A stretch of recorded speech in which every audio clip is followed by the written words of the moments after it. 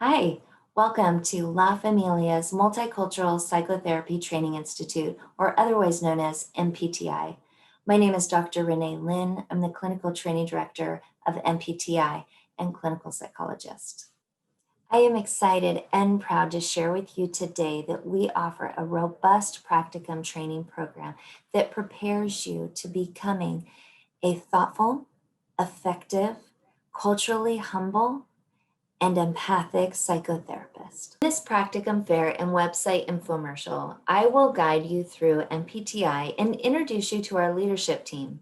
You will learn more about didactic training, individual supervision, group supervision, and about each of our clinical programs our practicum students provide services in. At the end of this video, I will share a little bit about the interview process and what you can expect. There are 3 features of M.P.T.I that we will share some details with you in this video: didactic training, supervision, and clinical work. Now I'd like to introduce to you Dr. Carolyn Langsdale. She began here at La Familia as a doctoral practicum student and is now our Chief Program Officer and licensed psychologist. Hi, Carolyn. Hi, Renee. Carolyn oversees all of our clinical programs here at La Familia and has a soft spot in her heart for M.P.T.I. She supervises doctoral practicum students and teaches our motivational interviewing series. Carolyn, tell us a little bit about your experience with La Familia's M.P.T.I. I would love to. As you've already mentioned, I do have a total soft spot for the M.P.T.I among all of the work that we do. Of course, I'm super proud and grateful to do the work here at La Familia. But with the M.P.T.I in particular, as you mentioned, that was my first exposure to La Familia, was being a graduate student trainee. And I did that for my first practicum. So my first ever therapy client was here at La Familia, working in our Spanish language access program in particular. And I remember being so nervous to do it. But one of the things that I found that I got here that I hope we have continued to show as part of the M.P.T.I is an incredible amount of support and nurturance and caring throughout the learning process. And it's because we know that our practicum students are newbies, right? They don't have all this experience. That's where they're at. And every single clinician starts out that way. Everybody has their first therapy client. Everybody has that first time where they're doing something new. And it's so important from our perspective to give folks a lot of caring and support and understanding when they're doing that. And for me, that's part of what makes it so exciting, is that we have so many people who support the M.P.T.I from among our staff members, whether it's you, Renee, or it's our clinical supervisors or program leaders or staff who work in the programs where we have practicum students placed. So all of that to me is part of what makes the M.P.T.I super special. Great. Thank you so much for sharing. Is there anything else you want to tell any prospective candidates or practicum students? Yes, absolutely. So what I would say is that if you're thinking about coming to La Familia as part of your practicum training experience, you'll be most successful, I think, if you have a lot of curiosity, a lot of willingness to try new things and ask a lot of questions, and also to jump on it. There's a lot of great opportunity to really learn, and part of our philosophy, I think, is that you do have to learn by doing, and it can be scary the first time, whether it's your very first client overall, first time doing therapy services in Spanish, doing groups, working with families, working with kids, trying out certain kinds of interventions. We are here to support you, and you just got to go do it. And if that feels like something that you can do, then we might be a good place for you.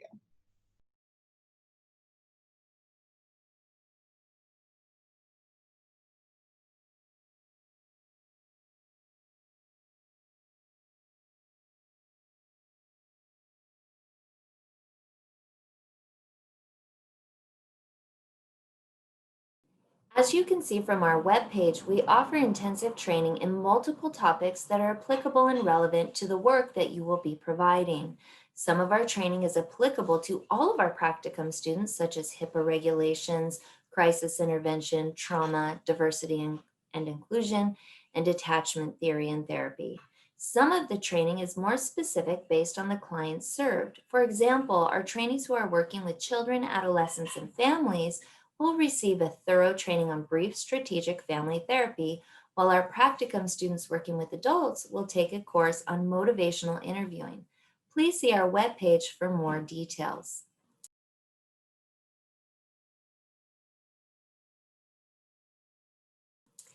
Now let's talk about supervision.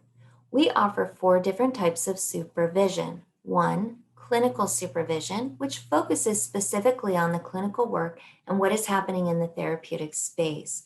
You will be required to present 2 15-minute segments of your work each month with either video, audio, or transcripts in clinical supervision. This may seem intimidating, however, I can guarantee you that this significantly improves one's growth in clinical work and is incredibly beneficial. Secondly, we provide program and documentation supervision. Our program supervisors provide support with creating diagnoses, treatment plans, and progress notes to meet the Medi-Cal's requirements. It is complicated, and the support tends to be very appreciated. Our third area of supervision is group supervision, where our trainees get the opportunity to connect, discuss case material, and engage in formal case presentations. Lastly, we offer individual and group supervision for our clinicians providing services in Spanish, making the therapeutic work much more translatable.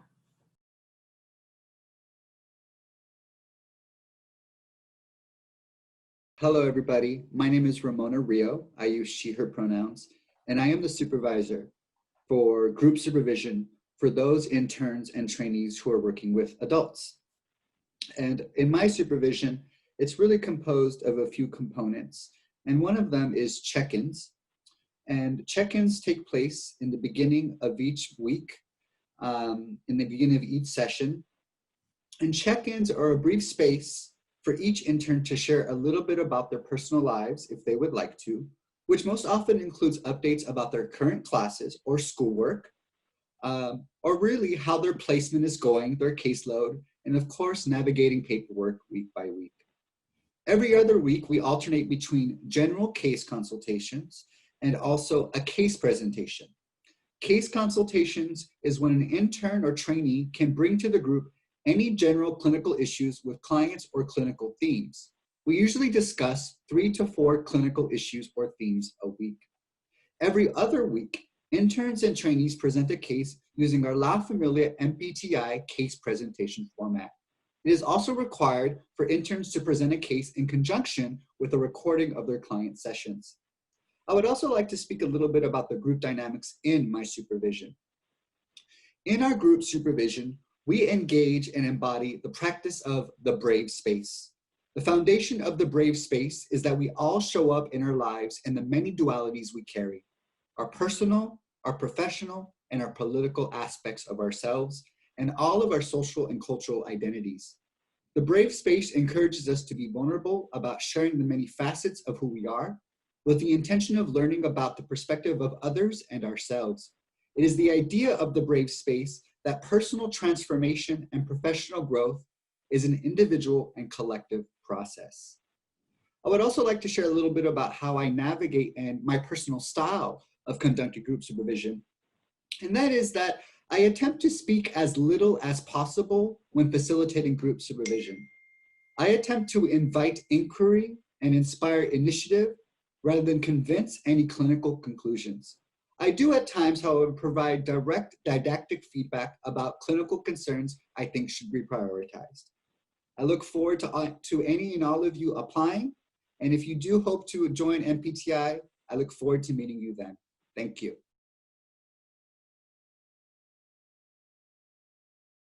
Estoy aquí para apoyar el programa el programa de grupo de supervisión en la familia y trabajo en colaboración con Marcy, y una de nuestras cualidades que tenemos en este grupo es que proveemos el apoyo en español y en inglés. Y para mí es un orgullo tener a Marcy colaborando conmigo. Continúo aprendiendo bastante de todo lo que los años que tiene de experiencia trabajando con familias. And one of the things that I want to say as well is that what we offer different in our program is the focus that we bring in the family work. Through the brief strategic family therapy, we incorporate that. We want to make sure that we look at the whole system. And it's really remarkable. I think we see a lot of progress looking at it through that lens. We also focus on we don't want to just look at the process, the context is important. We look at both, but we want to see the process of the interactions and therapy. And so yes, there's a lot of things that we offer, being bilingual, bicultural, if that's something that you're interested in gaining in your training. We're here to support you, and I really hope that you take a close look at our program.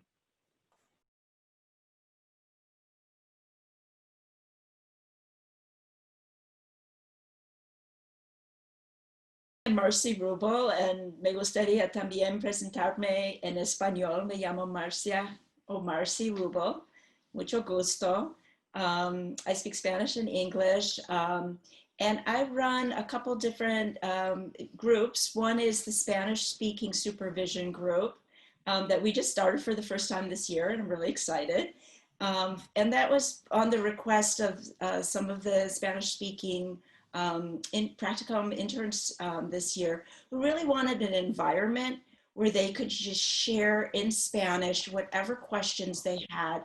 Sometimes it's about a case, but often it's about how to convey what they want to say in Spanish with their clients. And so we do the whole supervision by Zoom these days in Spanish, and it's really a lovely time to get together. We do about twice a month.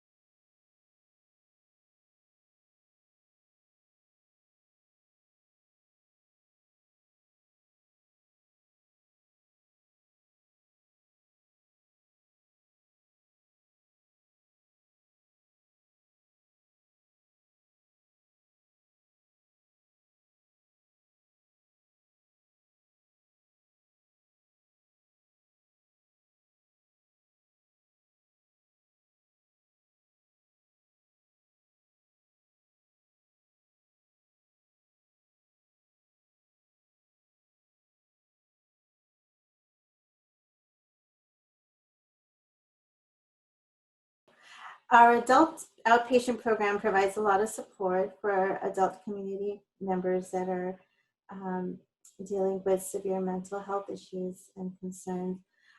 We have a Spanish language access program that provides brief therapy and resources, as well as medication management. We have a service team that provides long-term case management, therapy, and medication management. We have a re-entry treatment team, supports individuals who have been involved with the justice system and working wellness for CalWorks members, as well as in-home outreach team. And I am blessed to have wonderful program supervisors that are managing these programs, which they will introduce themselves shortly.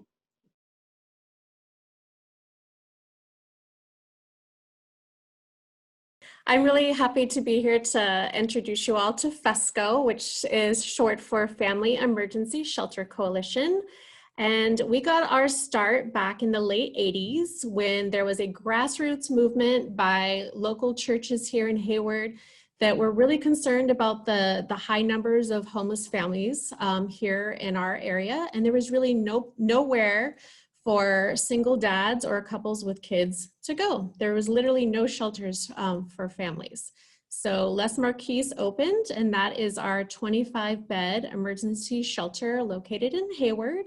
And we're more than just a shelter. We also have a transitional housing program called Banyan, which is an 8-unit, 32-bed program that is in the Cherryland area of Hayward. And we provide housing subsidies and supports to families once they exit our shelters, and move-in assistance for folks out in the community. So, and just an array of services. We have programs for unhoused families, as well as case management programs for individuals who are in housing because they may have a significant disability and need support to stay housed. And we have children's programming and a nutrition education group at our shelters. So lots of opportunities for students to not only work at our emergency sites, but also do home visiting.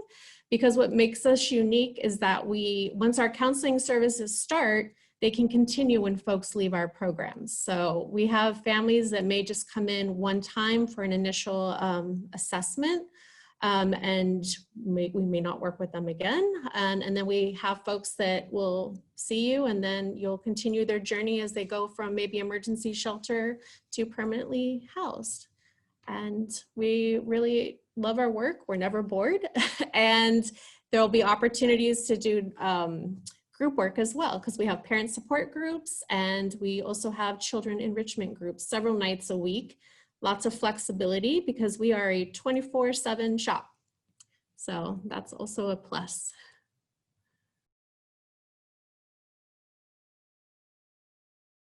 Hi, my name is Jennifer Vasquez. Hola, me llamo Jennifer Vasquez. Bienvenidos. I wanted to share a little bit about our Access program. Our Access program has been around for a very long time. It's a program where we provide brief therapy, brief psychotherapy to our adults that are mostly Spanish speakers, but we also do serve English speaking. So we serve our community with mental health services, and many people that we serve that present themselves in our offices have a lot of anxiety and depression, and some may have some trauma histories and domestic violence histories. And we're there to provide our support to them. And as an intern, you would carry a small caseload, and you would be providing direct individual therapy services.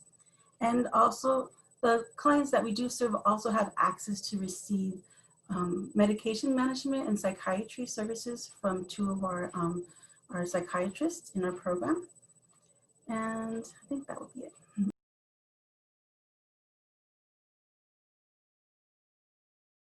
So I'm Kathy. I'm the clinical supervisor for the reentry treatment team, also known as RTT.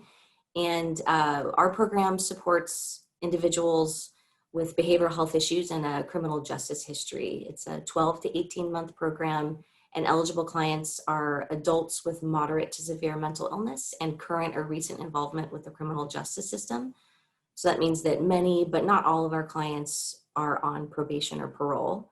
The program is a combination of therapy and case management. So we have one full-time clinician who provides the clinical support for clients along with the practicum student, and then we have two peer support specialists who utilize their own lived experience to provide case management support. In terms of the responsibilities for the practicum student, they are expected to provide weekly individual therapy. There's some collateral contact that may happen with family members, probation officers, attorneys, or other treatment providers. But generally speaking, the work is focused on the individual that's in treatment. And I think one of the sort of neat things about RTT is that each client has a clinician and a peer counselor assigned to them. And so our practicum students have the opportunity to work really closely and collaborate with the peer counselors that are on our team. My background in training is in CBT, but as a supervisor, I'm open with clinical staff in terms of whatever works for them and their preferred therapeutic modality. The approach that tends to work the best for both staff and clients is to be flexible while always remaining client-centered. A significant challenge with most of our clients, if not all, is that they have severe case management needs, a lack of housing being the most significant. But as I mentioned previously, one of the benefits of our program is that we have the two wonderful peer counselors who are prepared to help address those needs, so clinical staff can focus on the clinical needs. The diagnoses that we see with our clients vary. PTSD is a very common one. Many of our clients report having experienced trauma during their incarceration. We see some other diagnoses as well, such as major depressive disorder and schizophrenia, to name a few. It's the challenges that our clients face they're significant, but the work is really rewarding. And we have a really great team. Everyone's really supportive of each other, and it's a really tight-knit group. It's a great place to work.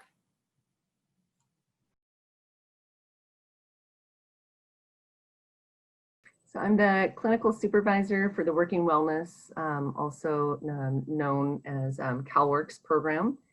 And we provide supportive therapy. We're a supported employment program, and we utilize a harm reduction model called IPS. It stands for Individual Placement and Support. And it's a multidisciplinary model in the sense that we work collaboratively. So the team consists of clinical support, employment specialist, and they help with any educational or employment goals that the client may have. And then we also have a peer support slash SUD specialist. And so we all work collaboratively in helping the client to fulfill their short-term and their long-term goals. So the contract for CalWorks is 4 years, so they can be with the program technically for 4 years. And we address any barriers or obstacles that may get in the way of their employment or educational goals, such as housing problems, childcare, substance use, mental health, any barriers or obstacles that are preventing them from becoming more self-sufficient. And it's a very rewarding program in the sense that we are really helping to break those, generations of poverty that can continue over generations. So it's a very rewarding program. Thank you.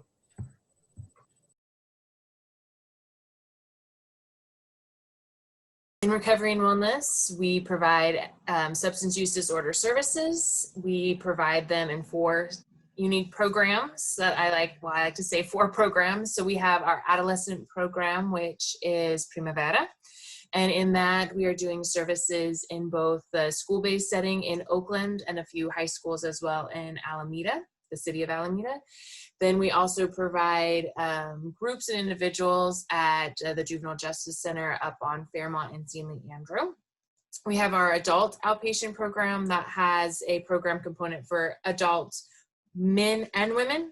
And then within that, we also have a program called WESEP that focuses on women who are pregnant or parenting. And so that has a unique component where we have childcare as part of it. And we do like a co-op childcare where the women are participating in that. And then we have El Chante, which is our men's residential program. It's an 18-bed house. I like to say it's not really a facility, it's a house. And I think that clients and staff both get that feel. So we have men 18 and over that are there from anywhere from 30 days to 90, which is more about average, but we sometimes do have clients that might stay up to 6 months. That's a little rare, but we have the capacity to provide services for 30 days to 90 days. What do you see that the interns enjoy about working in recovery and wellness? And yeah, Jason. Yeah, our programs are pretty unique. I think I'll start with the residential program. So all the clients are living there for, as Anna said, up to 90 days or more. And so it gives the trainees an opportunity to always know their clients are available. It also gives a creative challenge to participate in our process groups, which are run in the afternoon throughout the week. These are groups that are designed for the trainees to conduct. They get some consultation time with me, and we can go over this group process, and it becomes a really unique experience for them. Also, with other groups, they can become creative with how they want to talk about substance use ideas, relapse prevention, talking about triggers, how it affects the family. So we both have the process group at residential and a SUD-based group that's more structured to give the trainee 2 experiences in conducting groups. It also enables the trainees to see clients based on how much they need. They're there every day. So treatments can be once a week or more. And I think that's a unique opportunity. In our outpatient program, The trainees act as a psychotherapist on the team, so they'll be referred from our counselors. And that's also a unique experience, especially if they're able to track and follow a client from residential into outpatient and be able to have a treatment with someone 6 months or beyond. So I think what that creates is flexibility, and the trainees learn how to play these different roles in outpatient and residential services. And with the youth program, I think, you know, our trainees get to interact with youth at a really important time in their life.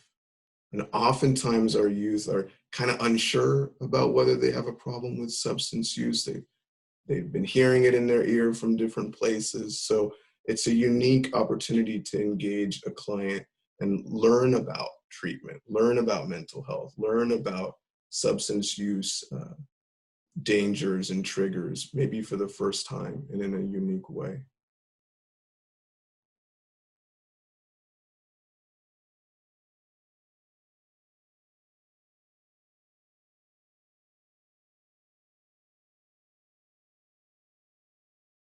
Oh, hola, hello everyone.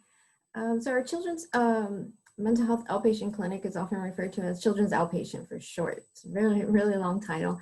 And under that umbrella, we're part of the EPSDT services, which are, it's a very long acronym, Early Periodic Diagnostic Screening and Treatment. But you don't have to remember that. But what that basically means is we bill Medi-Cal.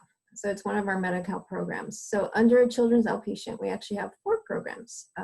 We have 2 serving ages 0 to 21, which we have our outpatient Hayward clinic and we have our outpatient Oakland clinic. And then we have 2 programs that specialize in early childhood mental health, which serve children 0 to 8. We have our early childhood mental health program, and then we have our early childhood integrated health program, which is a collaboration with one of our local clinics with Tiburcio Vasquez. And in all of those programs, we serve children and families. Our focus is really to involve the families into treatment. So like I mentioned, we bill Medi-Cal, but we also have a capacity to serve some of our undocumented, uninsured children as well.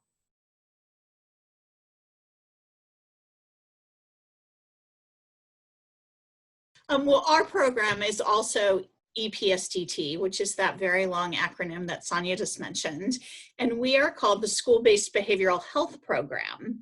And then I also oversee our Unaccompanied Immigrant Youth Program, which is funded differently, not through EPSDT. But in both programs, we serve students within 9 schools across 4 counties.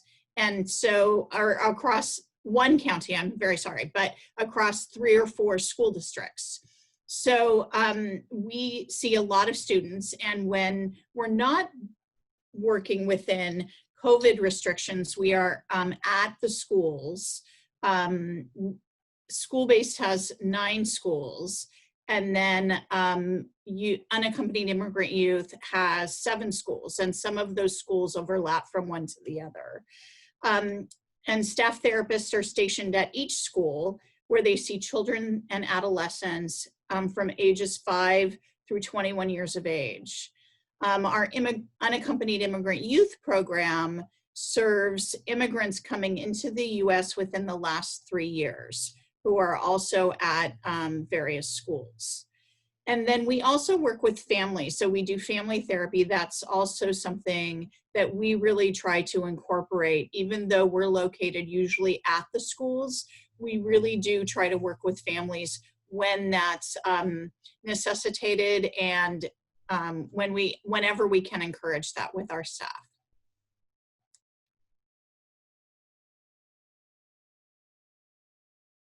The interview process occurs in 4 steps. The first step is an initial Zoom call screening with me. In this call, I will share a little more about our clinical programs to determine which program you are interested in applying for. I will also discuss requirements for participating in M.P.T.I at La Familia and answer any questions you may have. If we find that this is a good fit for you, we will proceed to step number 2. You'll receive an email to schedule a formal interview with me and the program director or supervisor of the program you're applying to. Step 3, please send in your cover letter confirming the program or programs you are interested in applying for. And finally, step 4, we will conduct a formal interview. In the meeting, you can expect to be asked the typical interview questions. We will provide you with a case vignette that's relevant to the program you are applying for and ask you for your thoughts about the vignette. If you're applying for a program that requires Spanish language fluency, we will give the vignette in Spanish and ask you to respond in Spanish as well. After the formal interview, if you are in a master's program, you will hear from us within 1 to 2 weeks. If you are in a doctoral program, we will follow the BAPIC timeline. We very much look forward to meeting you along your journey to becoming a psychotherapist. Please feel free to reach out to me should you have any questions or comments, and I'd be happy to answer them. You can reach me at rlynn@lafamiliacounseling.org. That's rlynn@lafamiliacounseling.org. Again, thank you and look forward to meeting with you.